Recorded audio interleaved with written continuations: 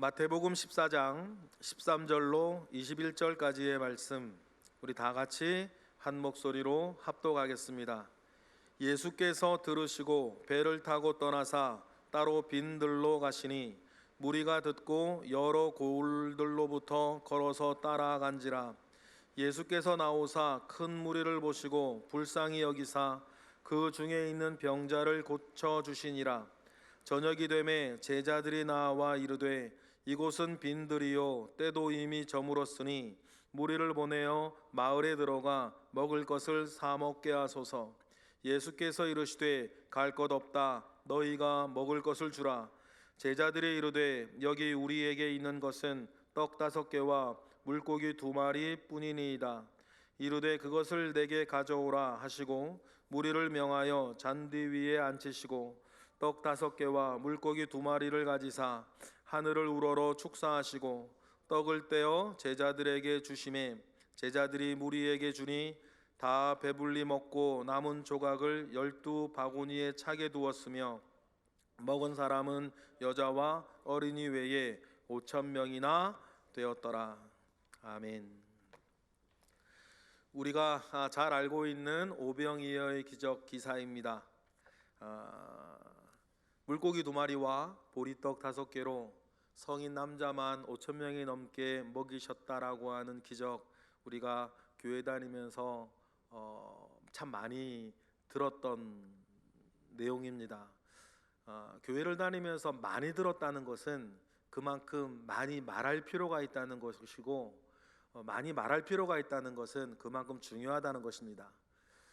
그리고 우리가 복음서 4개를 알고 있습니다. 마태복음, 마가복음, 누가복음, 요한복음을 사복음서라 그래 부르는데, 의외로 사복음서 모두에 기록되어져 있는 예수님의 행적이 많지 않습니다. 몇 개 안 돼요. 그 중에 하나, 오병이어 기적입니다. 오병이어 기적은 마태도, 마가도, 누가도, 요한도 이것은 반드시 기록하여 앞으로 모든 사람들이 기억할 만한 사건이다 라고 생각했습니다.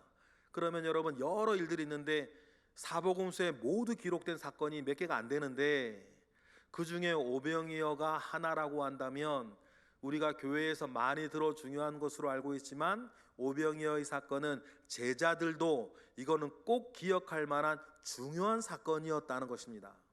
그러면 오늘 이 자리에서 우리가 2가지를 좀 하고 싶은데, 오병이어의 사건이 전체적으로 어떻게 진행이 됐는지 사복음서의 내용을 종합해서 요렇게 진행이 됐구나 라는 것을 우리가 조금 알아야 되겠고, 2번째로는 이것이 우리에게 의미하는 여러 가지 의미가 있는데 그 중에서 가장 중요하다고 여겨지는 2가지 의미를 함께 나누고 싶습니다.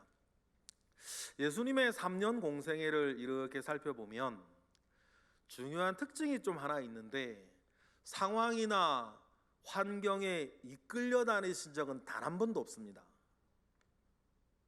언제나 긴 생애도 그렇고 눈앞에 있는 어떤 사건 하나도 예수님께서 먼저 문을 여시고 주도하시고 이끌어 가시지, 상황에 예수님이 이끌려 다니신 적은 단 한 번도 없으세요. 오병이어의 기적이 사건도 예수님께서 이 사건이 필요한 상황을 먼저 여셨고, 오병이어의 사건 이후에 일어나는 일들에 대해서도 예수님은 먼저 예상하시고 이끌어 가세요. 맨 먼저 예수님께서 빈들로 떠나신다라고 되어 있습니다. 우리 13절 우리 먼저 읽어보겠습니다. 시작. 예수께서 들으시고 배를 타고 떠나사 따로 빈들로 가시니 무리가 듣고 여러 고을로부터 걸어서 따라갔다 그랬어요. 예수님께서 빈들로 가셔야 되는 이유가 있습니다. 왜냐하면 예수님 이 직전에 어떤 일을 하셨냐면, 예수님께서 혼자 우리로 따지면 부흥집회를 다니시다가 오병이어의 사건 직전에 예수님께서 어떻게 하시냐면 12명의 제자들을 2인 1조로 부흥회를 파송을 보내세요. 그러면 여러분, 우리가 예수님이 지금 사역하시는 데가 갈릴리 지역이거든요. 갈릴리 호수 지도를 봐라 갈릴리 호수 이제 왼쪽편 지역에서 사역하고 계시는데, 갈릴리 지역의 크기가 어느 정도냐면 우리나라의 고성군하고 평창군, 강원도 고성군하고 평창군을 합친 것보다 조금 작아요. 우리나라 강원도의 고성군하고 평창군을 합친 것보다 조금 작은 지역이에요. 그래, 큰 지역이 아니라는 거죠. 그럼 보세요. 예수님께서 혼자서 이렇게 사역을 하실 때도 난리가 나고 막 여러 기적과 이제 일어났는데, 우리나라 고성군하고 평창군에 6개의 부흥 집회가, 예수님도 하셨다면 7개가 되겠죠. 예수님 일단 빼놓고 그 지역에 6군데에서 며칠이고 계속해서 부흥 집회가 예수 그리스도 이름으로 펼쳐진다 그러면 여러분 그 지역이 어떻게 되겠어요? 발칵 뒤집어지는 거예요. 갈릴리 지역이 발칵 뒤집어졌는데, 갈릴리 지역이 발칵 뒤집어졌다는 그것을 우리가 어떻게 알고 있느냐면, 그 지역을 다스리던 분봉왕 헤롯 안디바가 소식을 들을 정도예요. 그런데 그 소식을 들었을 때에 헤롯 안디바가 덜컥 겁을 집어 먹습니다. 헤롯 안디바가 또 그 직전에 어떤 일을 했어요? 세례 요한을 죽였거든요. 세례 요한을 분명히 죽였는데, 세례 요한이 요단강에서 뭐 이런 어떤 세례 주고 회개를 선포하는 사역을 했다는 것만 우리 알고 있지만, 회개를 선포하고 세례 요한의 사역을 할 때에 사람들이 몰려들었다는 것은 몰려들 만한 기적과 이사가 세례 요한의 사역 가운데에서 또 났었다는 거 우리가 추정할 수 있단 말이에요. 그런데 헤롯 안디바의 경우에는 세례 요한을 자기가 방금 죽였는데 마치 세례 요한이 전성기의 사역을 마치 하고 있는 것 같은 일들이 자기가 다스리고 있는 갈릴리 지역에 동시다발적으로 일어나는 거예요.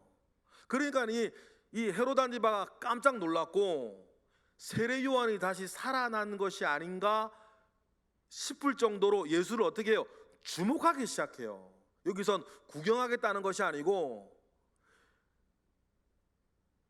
헤롯 안디바 예수를 굉장히 주목하면서 그를 조사하고 결국에는 그도 죽여야 되겠다라고 하는 마음을 먹게 되는 그 상황인 거예요. 그런 일들을 여러분, 예수님께서 12명의 제자를 6개 팀으로 갈릴리 지역에 파송을 보내시면서 일어난 일이라는 거죠. 예수님께서 이 상황 예측하실 수 있습니다.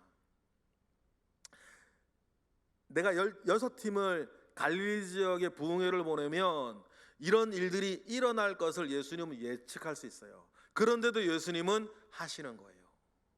그래서 예수님께서 요단강만 딱 건너면, 지금 요단강 갈릴리 지역에서 요단강만 딱 건너서 빈들로 가시거든요. 그때의 일을 마가복음에는 이렇게 얘기를 해요. 12제자들이 6팀으로 그냥 크게 선교여행 전도 집회를 하고 왔으니 피곤한데 좀 쉬어야 되는데, 제자들이 그 사역 마치고 돌아와서 계속 밀려드는 막 여러 자기들의 뭐 병고침 등등등 여러 필요들에 의해서 제자들에게 막 몰려드니까 예수님께서 빈들로 나가서 제자들을 좀 쉬게 해야겠다 하고 일단은 떠나세요. 마가복음 6장이죠. 30절 시작 읽어볼까요? 시작. 사도들이 예수께 모여 자기들이 행한 것과 가르친 것을 낱낱이고 하니, 다음 절 없으세요? 네, 뭐 31절에 보면 이렇게 나와요. 그러면 예수님께서 제자들을 쉬게 하시려고 그걸 건넜다 그래요. 그러면 갈릴리 지역에서 요단강만 딱 건너면 그 지역이 어디냐면 누가복음 10장 읽어보겠습니다. 시작. 사도들이 돌아와 자기들이 행한 모든 것을 예수께 여쭈니 데리시고 따로 벳세다라고 하는 고을로 떠나가세요. 벳세다라고 하는 지역에 가시죠. 그래서 오병이어의 기적이 일어난 곳을 우리 벳세다 광야라고 합니다. 그런데 이 벳세다 지역은 헤롯 안디바가 다스리는 지역이 아니고 다른 사람이 다스리는 지역이에요. 그러니까 예수님은 자기를 주목하여서 이렇게 조사하려고 하는 그 헤롯 안디바의 눈도 피하고 또 제자들도 쉬게 하기 위해서 요단강 하나 건너면 다른 지역이 되니까 다른 지역으로 갔는데, 이미 예수님을 통해서, 예수님의 제자들을 통해서 막 엄청난 기적을 보았던 사람들이 오늘 본문에서도 나오지만 다른 사람들이 내버려 두질 않죠. 마가복음 6장 33절에 보니까 그 예수님과 그의 제자들 가는 것을 사람들이 보고 어떡합니까? 시작. 그들이 가는 것을 보고 많은 사람이 그들인 줄 안지라 모든 고을들로부터 도보로 그곳에 달려와 그들보다 먼저 거기 가 있는 거예요. 그러면 여러분, 예수님은 제자들도 쉬기를 원하고 또 그리고 헤롯 안디바의 눈도 피하기를 원하시는데 막 사람들이 먼저 알고 막 몰려들고 그곳에는 뭐 내일 본문에 더 자세하게 말씀드리겠지만 아마 헤롯 안디바가 보낸 첩자나 세작들도 정보원들도 있을 것이고, 그렇게 밀려드는 그 사람들을 예수님이 딱 보시고 자기의 만약에 안전이나 제자들의 편안함을 먼저 생각하셨다면 그들을 물리치셨을 거예요. 예수님은 잘 그러셨거든요. 사람들이 아무리 몰려들어도 그들을 피해서 한적한 고을로 가서 기도를 하신다든지 다른 고을로 가신다든지 사람들을 많이 피해 다니시는 일을 하셨는데, 이상하게 이때는 주님이 그 위험한 상황에서도 자기에게 몰려드는 사람들을 피하지 않으세요. 누가복음은 그때 상황을 이렇게 얘기하죠. 9장 11절 다 같이 시작. 무리가 알고 따라왔거늘 예수께서 그들을 영접하사 또 하나님 나라 일을 이야기하시며 병든 자들을 고치시면서, 부흥집회 이야기하는 거예요. 하나님의 나라를 이야기하시면서 설교도 하시고 설교 끝나고 친유집회도 하시고 그런 일들이 막 일어나는 거예요. 한참 그런 일들이 일어나죠. 주님은 그렇게 불쌍히 여기셨어요. 그런데 그 일들이 한참 일어나다 보니까 이제 저녁이 돼가요. 저녁이 돼가죠. 우리 15절 16절 오늘 본문 읽어볼까요? 시작. 저녁이 되매 아침 전체 제자들이 나와 이르되 이곳은 빈들이요 때도 이미 저물었으니 무리를 보내어 마을에 들어가 먹을 것을 사 먹게 하소서. 16절 예수께서 이르시되 갈 것 없다 너희가 먹을 것을 주라 그렇게 이야기를 하셔요. 그런데 요때 예수님께서 마태복음 간략하게 이렇게 얘기를 했는데 예수님은 의도를 가지셨어요. 맨 처음에 먹을 것 이야기를 제자들이 먼저 꺼낸 건 아니었어요. 요한복음 6장에 보니까 예수님이 먼저 꺼내세요. 예수님한테 의도가 있으시다는 거예요. 마태복음 6장 5절 읽어보실까요? 시작. 예수께서 눈을 들어 큰 무리가 자기에게로 오는 것을 보시고 빌립에게 이르시되 우리가 어디서 떡을 사서 이 사람들을 먹이겠느냐 하시니. 그러니까 이제 먹는 저녁가 되고 이제 밥때가 되니까 예수님께서 먼저 그 얘기를 꺼내셨어요. 이 얘기를 먼저 왜 꺼내셨을까요? 6절 보니까 이어지는 시작. 이렇게 말씀하시면 친히 어떻게 하실지를 아시고 빌립을 시험하고도 하신 거예요. 그러니까 먼저 예수님께서 이 빌립을 중심으로 제자들이 어떻게 할 것을 시험해 보시기 위해서 이 얘기를 예수님이 먼저 꺼내셨는데, 우리가 잘 알고 계신 것처럼 이때 모인 사람이 남자만 5,000명이라 그랬습니다. 그럼 몇 명 정도 될까요? 여자도 있으면 10,000명. 남자 여자가 아이들도 있었죠. 도시락 가지고 있던 게 아이였으니까 그 아이까지 있으면 작게 잡으면 15,000명. 15,000명 여러분 어느 정도 숫자인지 실감을 잘 못하시죠? 저도 실감을 잘 못하겠는데 이렇게 하면 실감이 나실까요? 금호동 인구가 15,006명이래요. 2024년 2월부로. 금호동에 사람 많이 살죠? 금호동에 25개 통이 있고 182개 반이 있대요. 그래 금호동 전체 인구가 15,006명이에요. 그래서 제가 우리 교회는 옥수동에 있어요. 옥수동은 얼마가 보니까 옥수동 인구가 지금 25,000명 정도 된답니다. 그래 여러분 길거리 나가보시면 시장통 가시면 아침이고 저녁이고 금호동 옥수동 지역에 사람들이 얼마나 많이 다녀요. 그러니까 이제 남자만 5천 명, 그럼 15,000에서 이제 2만 명이라고 하면 뭐 옥수동 전체 인구, 금호동 전체 인구가 지금 온 거예요. 그럼 여러분, 우리 교회에서 만 200여 명 애들까지 다 하면 230명 뭐 주일날 식사하시면 그거 준비하는데도 난리 나고, 여러분 뭐 우리 교회 행사가 있다, 뭐 결혼식이 있다 그러면 여러분 그 한 300명 500명 밥 먹으려면 난리가 나는데 그 돈은 어떡할 거며, 이게 만만한 게 아닌 거예요. 그러니 이 일들 속에서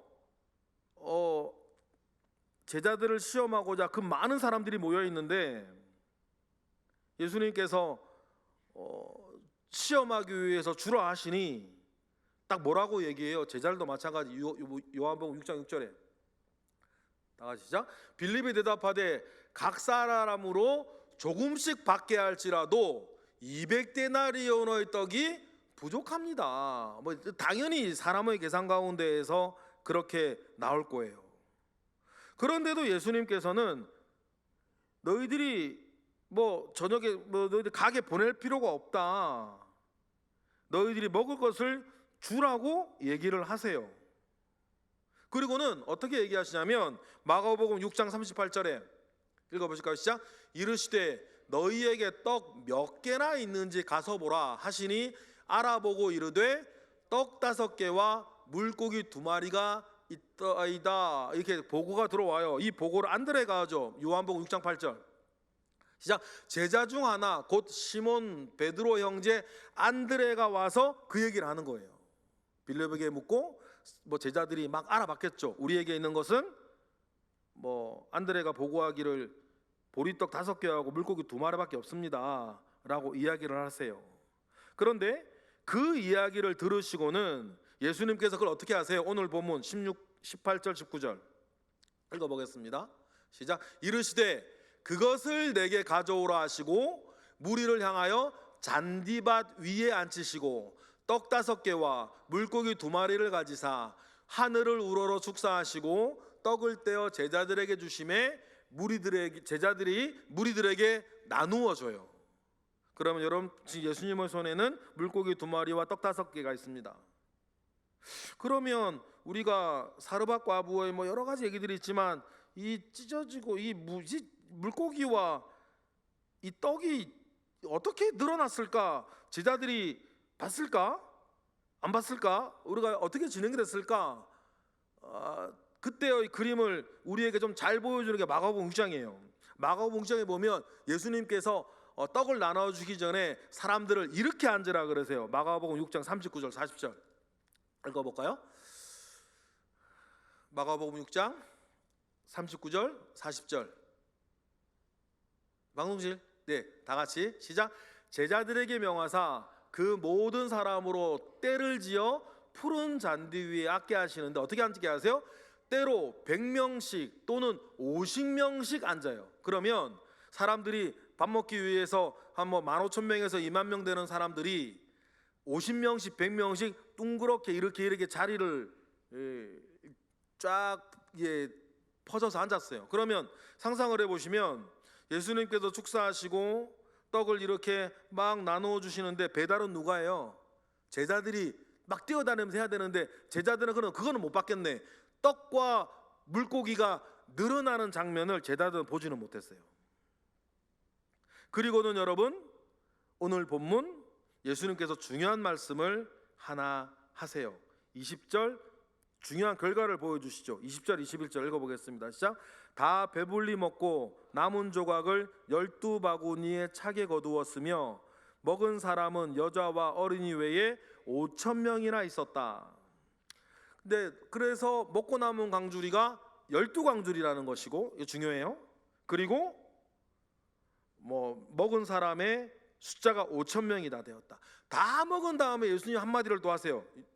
요한복음 6장 12절 읽어보실까요? 시작. 그들이 배부른 후에 예수께서 제자들에게 이르시되 남은 조각을 거두고 뭐하는 것이 없게 하라, 버리는 것이 없게 하라 하심으로 13절이 아니고 그리고 12절까지 읽을게요. 버리는 것이 없게 하라고 하셔요. 그러면 여러분, 예수님께서 왜 이 떡을 버리는 것이 없게 하라고 하였을까라고 하는 그것을 우리가 조금 살펴볼 필요가 있는데, 오병이어 이 사건이 일어난 이 때가 버리지 말라고 하는 요 말과 굉장히 잘 이어져요. 오병이어 이 때가 일어난 적이 언제예요? 요한복음 6장 4절에 보니까 시작, 마침 유월절의 명절인 유월절이 가까운 거예요. 예수님의 공생애가 3년인 것을 우리가 아는 이유는 예수님의 공생애 안에 유월절이 4번 나오기 때문이에요. 4번 나오니까 만으로 3년이 되는 거죠. 그러면 이 오병이어의 기적이 일어나는 때가 언제냐면 예수님의 공생애 3번째 유월절이에요. 이 말은 뭐냐면 예수님께서 십자가에서 돌아가시기 1년 전이라는 얘기입니다. 그러면 여러분, 마지막 4번째 유월절 돌아가시기 직전에 예수님께서 이 벳세다 광야에서 사람들에게 떡을 떼어주시는 것과 비슷한 일을 한번 하세요. 그게 뭐예요? 마가의 다락방에서 최후의 만찬인 거예요. 그러면 예수님께서 남은 조각을 버리지 말라, 남은 떡 조각을 버리지 말라라고 하는 그 내용을 1년 뒤에 있을 최후의 만찬과 연결해 생각을 하면 이 지금 나누어지는 오병이어의 떡은 뭐라는 거예요? 예수님의 몸이에요. 예수님의 몸이니 뭐하지 말아라? 버리지 말아라. 그리고 12광주리에 가득 찼어요. 아무것도 없는 빈들입니다. 단어로도 빈들이에요. 아무것도 없는 땅입니다. 그런데 아무것도 없는 빈들에 예수님을 따라 나서 많은 사람들이 있었고, 그 사람들이 배불리 먹고 남은 게 12광주리, 온 이스라엘을 채우고도 남음이 있는 예수님의 몸이 그렇게 나누어졌었다라고 하는 사실을 오늘 본문에서 우리는 알 수 있어요. 그러니 여러분, 어떤 의미에서 예수님의 최후의 만찬은 2번 있었던 것으로 우리가 생각해도 돼요. 우리가 잘 알고 있는 예수님이 돌아가시기 전날 마가의 다락방에서 하셨던 최후의 만찬, 예루살렘에서 한 번 있었고, 그 1년 뒤, 1년 전 이 갈릴리 지역 옆에서 있었던 이 오병이어의 기적도 갈릴리 지역 사람들에게 주시는 예수님의 성만찬과 같은 의미가 되는 겁니다. 그리고 여러분 잘 아시다시피 오병이어의 기적 직후에 사람들이 예수를 어떻게 하려고 그래요? 임금으로 세우려고 그래요. 그런데 여러분 보셨죠? 맨 처음 말씀드렸죠? 지금 누가 예수님을 주목하고 있어요? 헤롯 안디바가 주목하고 있다고요. 그 12명의 제자들 부흥집회 이후로 예수님 다 아십니다. 그런데 오병이어의 기적을 일으키세요. 예수님도 아셨을 거예요. 이런 일들을 겪으면 사람들이 어떻게 나올지 예수님도 아실 수 있어요. 그런데 임금으로 예수를 사람들이 세우려고 하니 그때부터 헤롯 안디바가 예수님을 가만히 내버려 두려고 하겠습니까? 그래서 예수님 공생의 3년 가운데의 마지막 1년은요 계속 피난 다니세요. 이 이후로 두로 가시고 시돈 가시고 헬몬산 가시고 가이사랴 빌립보 가시고 베레아 지역 가시고 이 다 도망 다니시는 시간이란 말이에요. 예수님 어떻게 해야 되니까 예루살렘에서 유월절날 어린 양으로 돌아가셔야 되는데 갈릴리에서 헤롯한테 잡혀가지고 헤롯 안디바에 잡혀가지고 세례 요한처럼 목이 잘려 돌아가시면 이게 뭐가 안 맞는단 말이에요. 그러니 예수님께서는 이 모든 것들을 염두에 두시고 감안하셔서 제자들도 파송하시고 오병이어도 마지막으로 이제는 더 이상 자기가 갈릴리에서 가버나움을 중심으로 사역할 수 없다는 것을 아시고 마지막 성만찬을 벳세다에서 하신 것이죠. 그리고 1년 뒤 다음 유월절이 돌아왔을 때 돌아가시기 직전에 예루살렘에서 제자들과 성만찬을 또 한 번 하시는 겁니다. 그리고 이 사건은 메시아가 이 땅 가운데 왔을 때에 이스라엘에게 어떤 일을 할 것이라고 하는 중요한 말씀의 성취기도 해요. 에스겔서 34장 11절에 보니까 메시아가 오면 이런 일을 한대요. 여러 예언이 있지만 그 중에 하나가 이건데 정확하게 이루어졌나요? 우리 읽어볼까요? 시작. 주 여호와께서 이같이 말씀하셨느니라. 나 곧 내가 내 양을 찾고 찾되 목자가 양 가운데 있는 날에 양이 흩어졌으면 그때를 찾는 것 같이 내가 내 양을 찾아서 흐리고 캄캄한 날에 그 흩어진 모든 곳에서 그것들을 건져낼지라. 다음 절.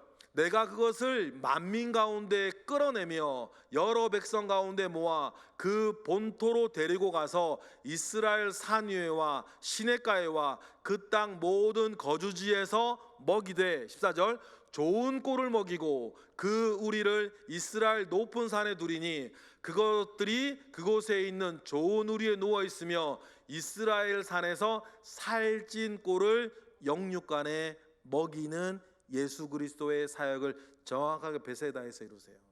영적으로는 왜 그렇습니까? 세례 요한이 죽었거든요. 왜 예수님께 이 갈릴리 지역 사람이 더 열광했냐면 자기들이 정말 존경하고 정말 희망으로 보고 있던 세례 요한이 허무하게 죽고 세례 요한과 같이 사역하시는 예수님은 등장했고 그를 막 주목하고 쫓아가는데 벳세다 광야에서 영적으로 먹이시고 또 내 모든 잃어버린 양들을 산 위에 들에 모아서 풍요로운 것으로 먹이시는 메시아 사역을 주님께서 이렇게 정확하게 이루어내신 것을 통해서 사람들은 예수 그리스도가 진정한 선지자요, 요한복음에 나오죠. 진정한 선지자요 하나님 보내신 메시아인 것을 알고 억지로 임금 삼으려고 하는 그 일들, 요 오병이어의 기억 사건 때문에 일어나요.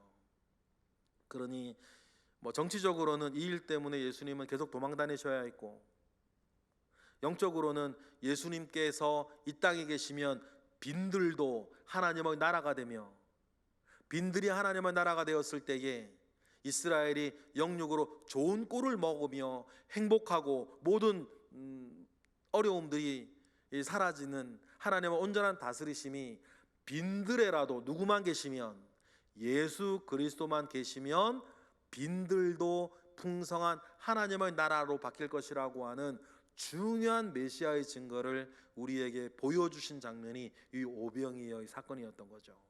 그러니 여러분 그 제자들도 이 오병이어의 사건만은 모든 사람들이 알아야 된다. 예수님의 갈릴리에서의 마지막 성만찬이요. 빈들도 그리스도와 함께 있으면 하나님의 나라가 된다라고 하는 중요한 사실을 모든 사람이 알게 되어지기를 원하셨던 마음이 있었기 때문에 제자들도 다른 건 몰라도 오병이어의 사건은 모든 사람이 알아야 된다라고 생각해서 사복음서 모두에게 기록되어져 있던 것을 우리는 기억을 합니다. 그런데요, 여기에서 우리가 생각할 거 하나 있어요. 이 기적이 어떻게 일어났냐는 거예요. 한 소년이 자기 도시락거리로 가지고 왔던 보리떡 5개와 물고기 2마리, 그것이 예수님의 손에 드려졌을 때 일어났다는 사실들을 우리가 좀 기억했으면 좋겠어요. 대단한 거 아니에요. 성경에 이제 물고기가 나올 때에 물고기, 한글로는 그냥 생선, 물고기 그렇게 되어지지만 물고기를 표현할 때 2가지 단어를 쓰는데 하나는 익투스라고 하는 단어를 쓰고 하나는 압사리온이라고 하는 단어를 써요. 사람이 먹을 만한, 그리고 어부들이 내다 팔 만한 질 좋은 물고기는 익투스라고 하는 단어를 써요. 우리 베드로 생각해서 익투스 그거 많이 하잖아요. 그리고 이 압사리온은 뭐냐면 크기가 작고 아니면 터지고 상해서 어부들이 물고기 잡고 와서 그물 털면서 이거는 사람이 먹을 수 없는 그런 사람이 먹긴 좀 그런 상품 가치가 없는 그런 물고기들을 해변에 이렇게 뭉텅이를 쌓아놔요. 그러면 그것을 개들이 와서 먹고 막 그런단 말이에요. 그런 물고기들을 말할 때는 압사리온이라는 단어를 써요. 그런데요, 이 소년이 자기 먹으려고 가져왔던 이 생선의 익투스라는 단어가 쓴 것이 아니에요. 압사리온이라는 단어가 쓰여요. 그런 이것으로 보면 이 소년이 가지고 있는 이 물고기가 얼마나 보잘것없는, 사람 먹지 않고 어부들이 그냥 해변에 쌓아두면 개들이 와서 먹는 것을 가난한 사람들이 와가지고 또 그 중에 괜찮은 거 골라가지고 집에 가가지고 해먹는 그 물고기를 소년이 가지고 있어요. 얼마나 가난한 소년 집안이 아이인지를 우리도 알 수 있죠.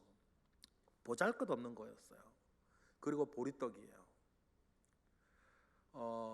시오노 나나미의 로마인 이야기에 보면 이런 얘기가 있습니다. 그때 로마 군인 이야기지만 그때의 시대 상황을 보여주는 거니까. 로마 군인은 전쟁을 할 때에 오와이어를 정확하게 맞추고 창과 방패로 밀어붙이면서 전쟁을 하는 그런 전투를 로마 군인들은 많이 했단 말이에요. 그러면 여러분, 막 상대방이 창 들고 칼 들고 막 달려들 때에 대화호를 정확하게 맞추고 방패로 딱 막아가면서 전진하고 후퇴하고 할 때 오와이어를 흐트러뜨리지 않는 것은 너무너무 중요해요. 만약에 내가 무서워서 뒤로 빠지거나 주저주저하면, 나아갈 주저주저하면 그 오와이어에 구멍이 생기고 그 틈을 타고 뭐 파르티아나 다른 제국 긴 창 들고 있는 사람들이 그 틈을 뚫고 들어와 가지고 오와이어를 깨뜨려 버려서 전쟁이 위험해진단 말이에요. 그래서 로마 군인들은 정말 몹쓸 군인 동료를 어떤 동료로 보냐면 딱 오와이어를 맞추어 나아가야 되거나 그 자리를 지켜야 할 때 겁을 집어먹고 못 나가거나 겁을 집어먹고 자기 자리를 도망가는 군인들을 로마 군인들은 정말 몹쓸 동료로 생각을 했어요. 그런데 시오노 나나미의 책에 그런 얘기가 나와요. 만약에 로마 군인이라고 다 용맹했겠어요. 근데 무서워가지고 자리를 뺀다든지 후퇴하면 안 되는 자기가 혼자 도망갔다든지 그런 군인들을 잡으면요, 그런 군인들은 두 가지 중에 하나의 형벌을 줬대요. 그냥 멍석마리에서 때려 죽이든지 아니면 총사령관이 그만 됐다라고 말할 정도로 그 군인한테는 보리만 준대요. 먹을 양식으로. 왜냐하면 그 당시에 로마 사회에서는 보리는 사람이 먹을 음식이 아니라 말들 주는 음식이었단 말이에요. 그러니까 전쟁에서 자기 자리를 지키지 못한 군인들한테 보리를 주는 이유는 너는 사람도 아니고 뭐라는 거예요? 너는 말새끼다. 그런 뜻에서 벌로 먹게 만드는 것이 보리였어요. 그런데 여러분, 우리가 오병이어 할 때 보리떡 5개와 물고기 2마리라 그랬잖아요.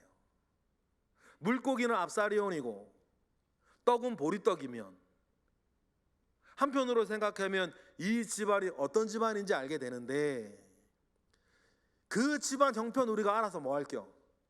중요한 건 뭐예요? 그만큼 보잘것없는 것이라 할지라도 주님 손에 들려진다는 것이 중요해요. 여러분, 우리가 주님 앞에 크고 대단한 것 여러분 먼저 생각하실 필요 없습니다. 정말 못 믿을 분이 뭐냐면 나중에 잘 되면 뭐 하겠다는 분 아니에요. 교회도 뭐 하나님께도 뭐 개인적으로도 잘 되면 뭐 하겠다는. 제가 알고 있는 한 형제 있는데 설교 때 예전에 말씀을 드렸어요. 사업 크게 3번 말아먹은, 사업 크게 4번 시작한 그 3번 말아먹었다는 친구죠. 그 친구는 늘 저하고 있으면 말을 해요. 자기는 막 큰 보육원 사역을 해가지고 많은 그 사람들 나누어주는 사역을 하겠다는데 지금 얼마나 구두쇠인지.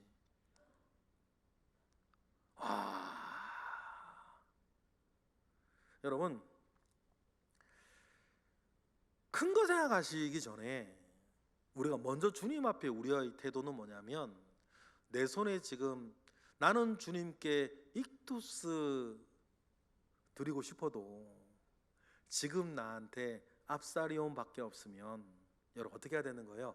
압사리온이라도 들고 주님 앞에 가는 거예요. 여러분, 나는 주님 앞에 이렇게 밀로 만든 맛있는 전병을 나누어 드리고 싶지만 나한테 지금 보리쌀밖에 없으면 그 보리를 들고도 주님 앞에 가는 겁니다. 주님이, 하나님께서 우리에게 천천의 수양과 만만의 여러분 소를 원하신다 하셨습니까? 중요한 것은 뭐냐면, 주님이 언제나 우리에게 원하시는 것이 믿음이라고 하고 순종이라고 한다면, 이 소년에게 우리가 배울 수 있는 것, 어떤 신학자들은 다 도시락 가지고 있었는데 소년만 바쳤다 그런 얘기도 하는데, 어찌됐든지 간에 만약에 다른 사람들도 도시락을 다 가지고 있었는데 못 내놓고 있었다, 그럴 수도 있겠죠. 아니면 정말 아무것도 없을 수도 있겠다. 그런데 그거 생각해 보시겠어요? 너희들에게 떡이 얼마나 있냐라고 알아보라고 했을 때 제자들이 여기서 먹을 가지고 계신 분 했을 때 말하면 뺏기는 거 아니에요? 그 밥 등신도 알지. 그때 나 여기 있는데 그걸 뺏기는 거 아니에요? 그런데 그때 말입니다, 좋은 것도 아니고 압사리온의 보리떡인데, 이게 사람 먹는 게 아니라는 음식이라는, 사람 먹는 음식이 아니라는 얘기죠. 근데요, 그런 건데 말이에요, 부끄러워하지 아니하고, 아니면 내 먹을 건데 아끼지 아니하고 주님께가 아니죠. 맨 처음에 제자들이 여기 도시락이라도 뭐라도 가져 챙겨온 사람 했을 때 유일하게 소년 하나가 이렇게 제자들에게 이거 있는데요 가지고 가게 되는 그 마음 말입니다. 그 사랑, 그 헌신, 그 섬김, 그 믿음, 여러분 중요한 건 그거 아닙니까? 그럼 여러분, 저와 여러분, 여긴 대부분 교회 오래 다니신 분인데 이게 요한계시록 그걸 첫사랑 이렇게 표현하기도 합니다. 내가 주님 앞에 압사리온 2마리와 보리떡 5개라 하더라도 아끼지 아니하고, 아니면 부끄러워하지 아니하고 주님께 가져갈 수 있는 헌신과 섬김과 믿음이 나에게 지금 살아있냐? 여러분, 이것이 살아있어야 우리의 삶에서도 오병이어의 기적은 일어나는 것입니다. 하나님이 언제 자기의 사람들에게, 제가 늘 말씀드리잖아요, 큰일 하라 하셨습니까? 하나님께서 언제 모세에게 홍해를 가르라 그러셨나요? 하나님이 모세에게 홍해를 가르라 그런 적이 없어요. 지팡이로 홍해를 치라 하셨지. 그런데 모세가 그 작은 일에 순종하면 그 작은 일을 가지고 홍해를 가르는 큰 일은 누가 하신다? 하나님이 하시는 거예요. 그래서 성경 전체를 보세요. 하나님께서 언제 엘리야 보고 하늘에 불 내리라 그랬습니까? 엘리야는 기도할 뿐, 그 기도에 작은 순종을 놓고 하늘에서 불을 내리는 큰 일은 누가 하신다? 하나님이 하신다. 그러니 여러분, 우리가 행하게 되는 작은 순종을 통해서, 우리가 고백하는 작은 믿음을 통해서 정말 큰 일은 누가 하신다? 하나님이 하신다.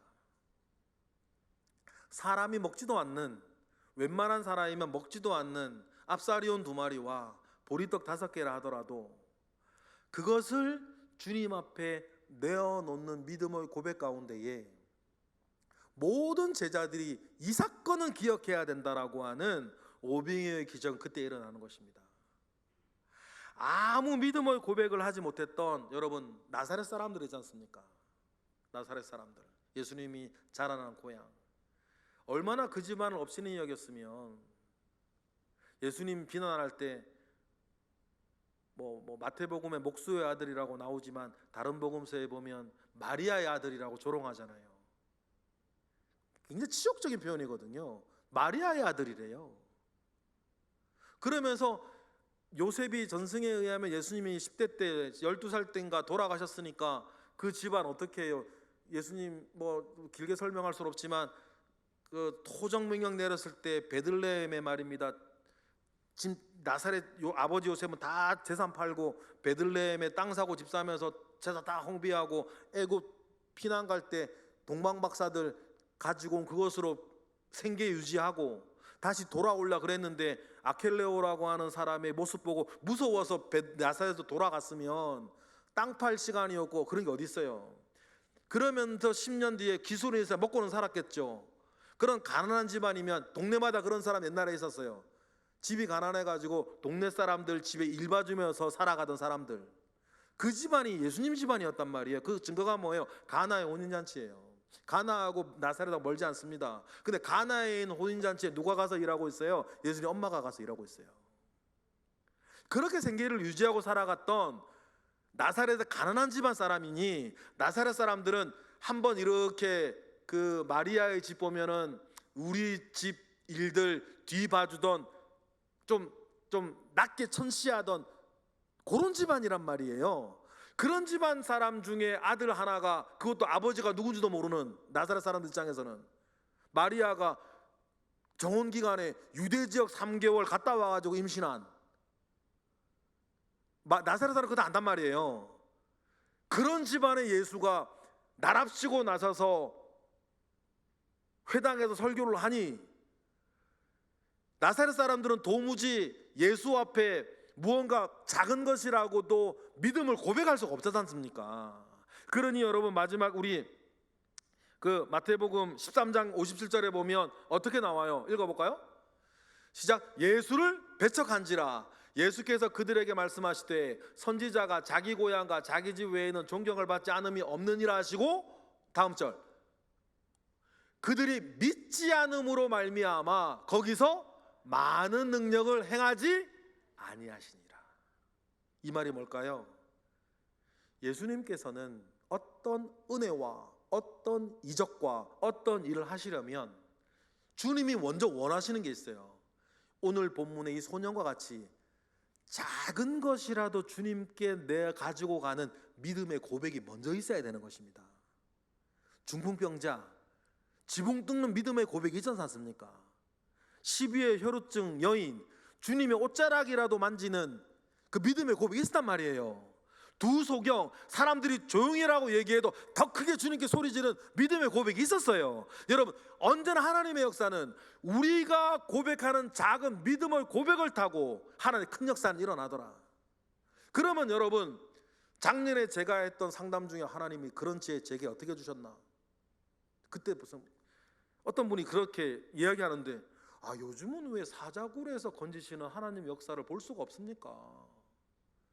그때 하나님께서 딱 제게 지혜 주시잖아요. 사자굴에 안 들어가니까 안 나오지. 요즘은 저나 여러분들이나 너무 똑똑해가지고 아예 사자굴에 들어가지를 않아요. 사자굴에 들어가지 않고도 그 문제를 비껴가고 회피할 방법들을 우리 너무나 많이 알고 있어. 우리 너무 똑똑해요, 여러분. 어쩔 때는. 그러니 사자굴에 아예 들어가질 않으니 사자굴에서 건진 하나님 어떻게 만나? 그렇죠?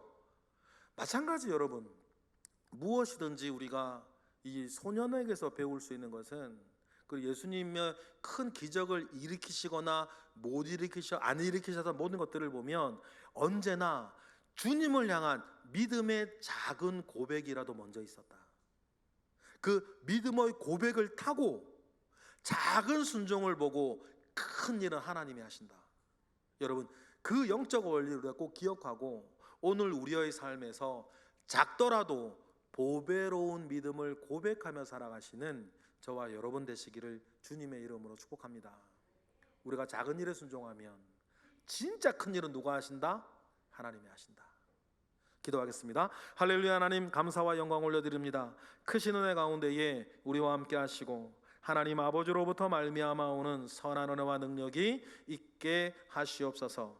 하나님께서 오늘 500여의 기적을 통하여서 하나님 말씀하시는 그 모든 은혜들을 우리가 기억하오니 그 말씀들이 온전히 심기어져서 12광주리를 가득 채우는 믿음의 증거가 되도록 역사하옵소서.